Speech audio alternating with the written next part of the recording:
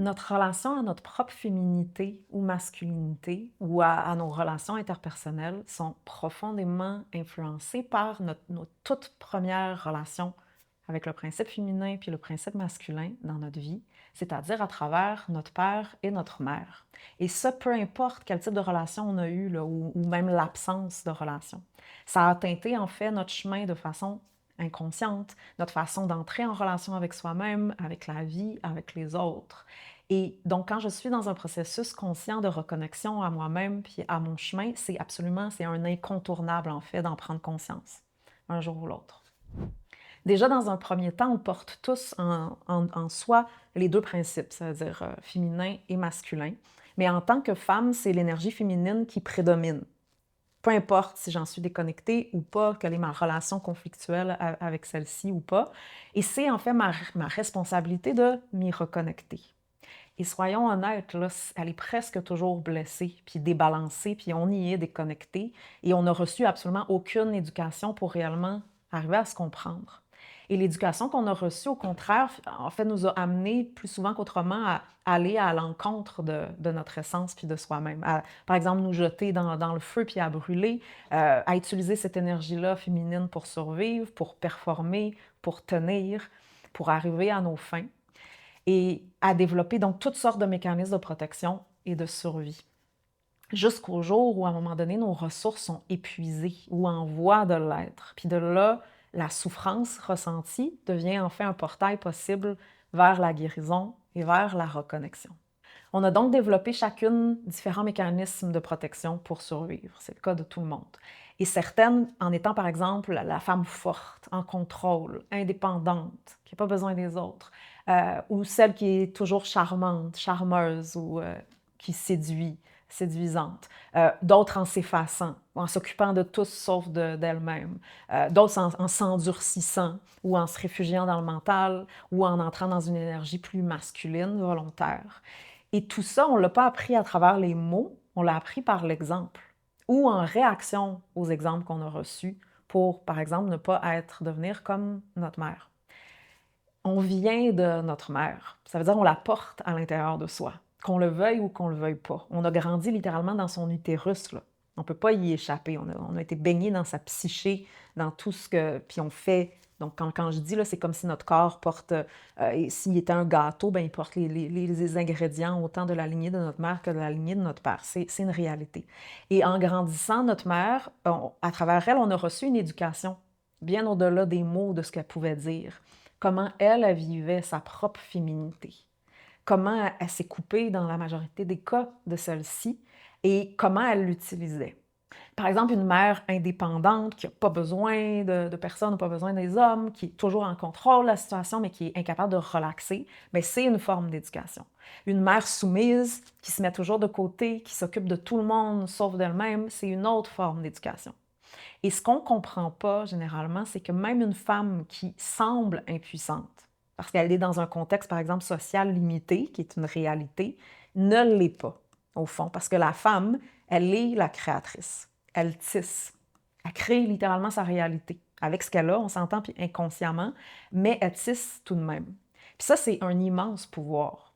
Et on parle très souvent du non-respect que les hommes ont face aux femmes, mais on parle très peu, sinon jamais, en fait, du non-respect que les femmes ont, qu'on a envers nous-mêmes, envers notre propre énergie féminine, parce qu'on la connaît tout simplement pas.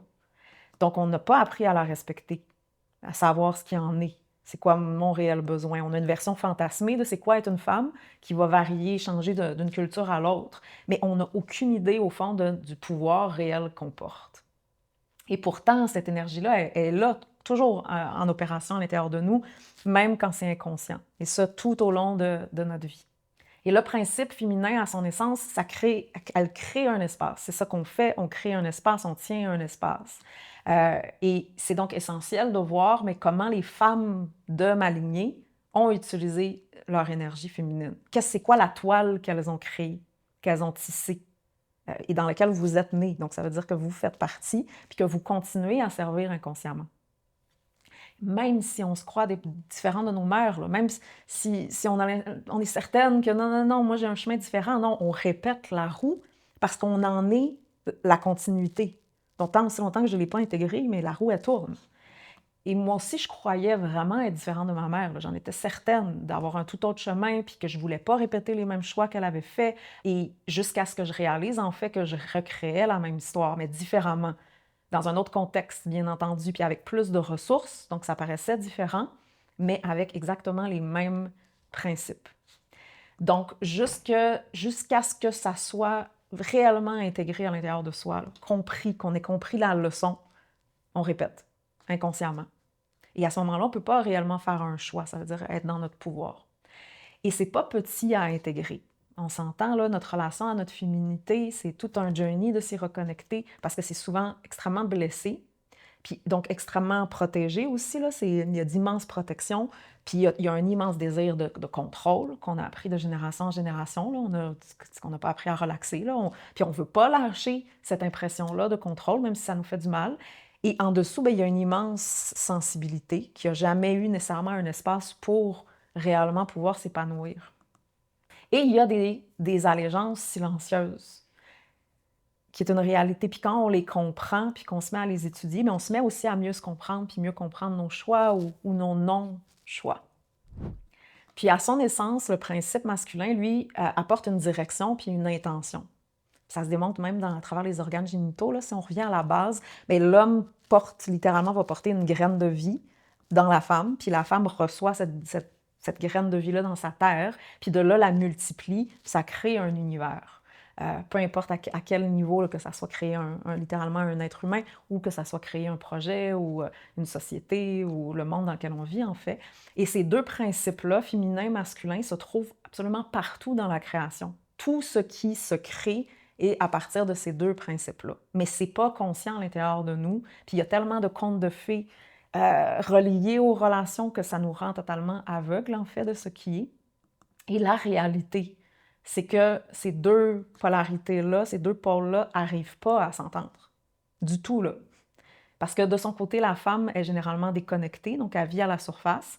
Puis de son côté, l'homme aussi, c'est la même chose, puis c'est un imbécile. Puis pourtant, pour créer, ils ont besoin l'un de l'autre. Mais ça se fait par défaut, ou avec souvent beaucoup de frustration ou d'incompréhension, ou même parfois une totale incapacité de se rencontrer. Femme, notre propre relation au principe masculin a été moulée avec notre relation face à notre père. Peu importe s'il était présent, pas présent, avec tellement de fantasmes, puis d'idéalisation, puis aussi de frustration, de manque et de projection. Par exemple, la petite fille en manque d'un père qui se tient ou qui se respecte, bien, va le chercher constamment à travers les relations, puis de là, va perpétuer la même histoire. Donc, éventuellement, en plongeant à l'intérieur de soi, puis à travers ce processus-là de guérison, de reconnexion, bien, on en vient à la réalisation que l'action de beaucoup de nos pères était faible, en fait, confuse ou extrêmement ou rigide pour protéger. C'est en fait des petits garçons en dessous. Et donc, en tant que femme, on n'a pas appris à recevoir une intention qui nous amène vers nous-mêmes, dans laquelle on peut avoir confiance, dans laquelle on peut expirer, relaxer, qui veut réellement notre bien et qui ne nous éloigne pas de soi, qui ne fait pas juste perpétuer la survie encore et encore. Et à un niveau, mais ça nous arrange parce qu'à ce moment-là, on peut garder une impression de contrôle, prétendre pas en avoir besoin. Et on a toute l'image là, de la femme soumise, puis on veut absolument pas être ceci, puis on l'a rejeté du passé, puis avec raison, parce que c'est un mensonge. C'est pas du tout la réalité de ce qui se passe et de ce qu'est une femme. Et la femme, généralement, bien, sent la faiblesse de l'homme. Elle sent instantanément. Elle peut jouer à la surface, mais elle sait qu'elle peut, au fond, le contrôler ou le manipuler, et donc elle ne peut pas le respecter. Incluant la petite fille face à son père. Donc, elle ne va pas pouvoir le respecter, peut-être à la surface, oui, mais pas fondamentalement, parce qu'elle sait qu'il est faible ou qu'il n'est pas réellement un homme. Et dans la réalité de bien des foyers, là, c'est ça le cas de la majorité, c'est que dans le fond, c'est la femme qui gère dans le couple ou dans les foyers. Et un homme, quand il est impuissant, quand il se sent impuissant, il va soit se taire, puis refouler, puis s'endurcir, puis le fuir dans le travail ou autre, ou dans certains cas dans la spiritualité, comme ça a été le cas de mon père, ou il jappe, puis il fait du bruit. Mais au bout de compte, dans les deux cas, dans tous les cas, il n'est pas plus dans son pouvoir. Et on a donc appris à travers ceci à gérer, puis à survivre, puis à se débrouiller seul, mais à être codépendante de certaines dynamiques, puis à prétendre être indépendante, puis de là à manipuler subtilement pour arriver à nos fins. Et la vérité, c'est que beaucoup de femmes, en fait, n'ont aucunement confiance en la femme, donc en elle-même, c'est-à-dire elle n'a pas confiance en elle, et en l'homme. Et donc, ça crée immensément de confusion, avec raison. Et on le voit, là, ça se manifeste dans le monde dans lequel on vit, avec le chaos, puis le manque d'harmonie qui s'y trouve, puis la violence, puis le fait de vivre à la surface, dans une façade, une image de soi. Et ceci, c'est une réalité autant interne que externe. Et le chemin de guérison puis d'actualisation de soi, c'est pas de rejeter ce qu'on a reçu de nos parents, c'est de l'intégrer. Parce qu'ils nous ont littéralement donné la vie. Donc, on leur doit celle-ci à un niveau. Ils nous ont transmis autant des forces que aussi de la merde. Puis c'est à moi d'apprendre d'en faire quelque chose. Mais ce qu'on leur doit réellement, c'est pas la manipulation émotionnelle, c'est pas de perpétuer une intention qui nous a menés en quelque sorte à notre propre perte. C'est pas ceci qu'on leur doit, qui va juste perpétuer la survie. Et ceci, j'ai besoin vraiment de le réaliser, cela. Parce que inconsciemment ou consciemment, il y a toujours une intention qui opère à travers soi. C'est comme ça que la création, elle fonctionne. Et plus souvent qu'autrement, c'est inconscient. Parce qu'on vit dans un monde où l'illusion règne suprême, donc où généralement on se croit libre alors qu'on ne l'est pas. Et donc que ce soit une intention de la société, de notre père, de notre mère, du gouvernement, d'une entreprise ou une intention de guérison. Donc si je veux sincèrement, je ne veux pas répéter la même histoire, mais j'ai besoin de vraiment comprendre ce dont je suis faite, puis pourquoi, pour éventuellement même pouvoir aller au-delà. Prendre conscience donc de l'intention inconsciente que je perpétue, la web dans laquelle je fais partie, c'est-à-dire la toile familiale. Et même si je prétends vouloir autre chose, puis que je prétends avoir passé à autre chose, bien, ça opère à travers moi parce que j'en suis la continuité. Et j'ai donc aussi le pouvoir de faire un autre choix quand c'est réellement conscient puis c'est intégré, de suivre une autre voie. Parce que la réalité de nos lignées, là, puis on peut le sentir, c'est qu'elles sont fatiguées. On est fatigué. Souvent, on est arrivé au bout. On n'arrive tout simplement pas à continuer comme on le faisait jusqu'à présent. Et ceci, c'est une bénédiction parce que c'est de là que le véritable changement devient possible, qui devient en fait nécessaire et possible. Mais ça va nous demander de sortir de la posture de la victime, ça veut dire de juger puis de croire que ça aurait dû se passer autrement ou d'embellir la réalité en vivant à la surface. Sortir de ce que je crois que ça aurait dû être, puis rentrer dans ce qui est, pour réellement pouvoir descendre puis étudier mon setup. C'est ça qui va pouvoir l'aligner dans ce qui est, pas dans l'idéalisation de ce que je pense que c'est une femme, parce que souvent on est en conflit avec notre féminité parce que ça ne cadre pas dans l'image qu'on avait. Ou dans l'image qui est présentée partout, là, dans les médias, constamment. Mais c'est quoi le type de femme que je suis réellement? Puis c'est quoi l'éducation inconsciente que j'ai reçue jusqu'à présent?